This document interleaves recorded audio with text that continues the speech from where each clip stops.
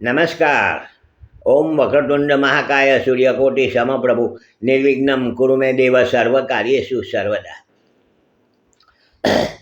નવા વર્ષમાં શનિ મહારાજની પનોતી કોને ચાલશે, કોને શુભ રહેશે, કોને બરાબર નથી રહેવાની તે વિષય ઉપર આપણે વાતો ચાલુ કરી છે. અગાઉના એપિસોડમાં આ બાબતે થોડી વાતો કરી ચૂક્યા છીએ.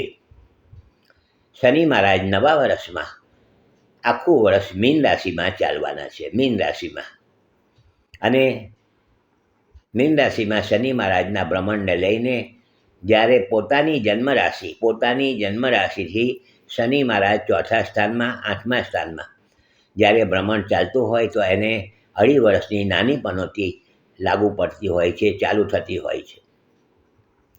પોતાની જન્મ રાશિથી 12મા સ્થાનમાં, પહેલા સ્થાનમાં અને બીજા સ્થાનમાં શનિ મહારાજનું ભ્રમણ ચાલે. આવે વ્યક્તિઓને શનિની મોટી પનોતી 7.5 વર્ષની ચાલુ થતી હોય છે, કહેવાતું હોય છે. તો આ વખતે શનિ મહારાજ જે મીન રાશિમાં ચાલવાના છે આખું વર્ષ, તો એને લઈને સિંહ રાશિવાળાને પોતાની રાશિથી 8મા સ્થાનમાં શનિ મહારાજનું ભ્રમણ ચાલશે. એટલે નાની પનોતી ચાલવાની છે અને એ લોખંડને પાયે છે એટલે થોડુંક વધારે કષ્ટદાયી કહી શકાય. બીજા નંબરમાં નાની પનોતી ધન રાશિવાળાને ચાલશે. ધન રાશિવાળાને પોતાની જન્મ રાશિથી ચોથા સ્થાનમાં શનિ મહારાજનું ભ્રમણ ચાલશે અને આ શનિ મહારાજ લોખંડને પાયે ચાલવાના છે એટલે એ પણ થોડુંક વધારે કષ્ટદાયી કહી શકાય.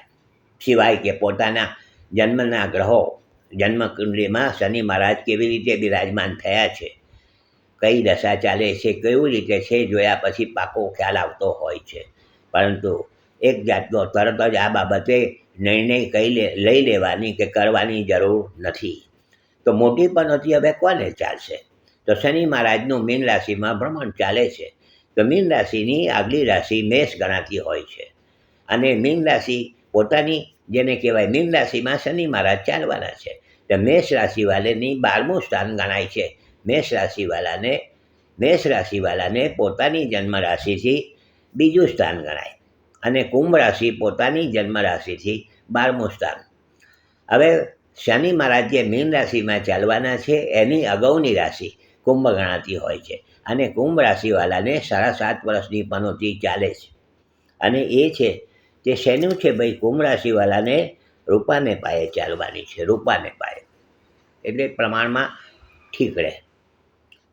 મીન રાશિ પોતાની જેને કહેવાય શનિ મહારાજ જે રાશિમાં ચાલે છે એ રાશિમાં પનોતી ચાલવાની છે 7.5 વર્ષની. તો એમાં ચાલવાની છે મીન રાશિમાં સોનાને પાયે, એટલે માનસિક ટેન્શન જેવું કહી શકાય.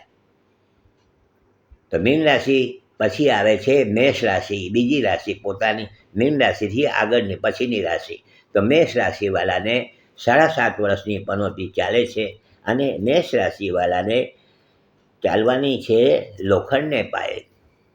મેષ રાશિવાળાને 7.5 વર્ષની પનોતી ચાલે છે, લોખંડને પાયે છે. એ અનુકૂળ થોડી ન કહી શકાય. પરંતુ આ બધી જે મેં વાતો કરી કે અનુકૂળ ન કહી શકાય કે બરાબર નહીં કે માનસિક ટેન્શન કે બીજું કંઈ, પરંતુ એમાં કંઈ ડરવાની જરૂર નથી. જન્મકુંડળીમાં શનિ મહારાજ કેવી રીતે બિરાજમાન થયા છે, કેવી રીતે એના પર કયા ગ્રહોની દ્રષ્ટિ પડે છે, લગ્નનો માલિક કોણ છે, તમામ પાસાઓનો વિચાર કર્યા પછી જ આ બાબતે આગળ નિર્ણય કરી શકાય છે. માટે શનિ મહારાજથી આ પનોતી ચાલે છે તે ગભરાવાની જરૂર નથી. શનિ મહારાજની જેને પનોતી ચાલવાની છે એના પાછા આપણે ઉપાય પણ બતાવવાના છે. તો એ પણ જોડાયેલા રહેજો. લાઈક કરજો, શેર કરજો, બીજાને જોવાની ભલામણ કરજો.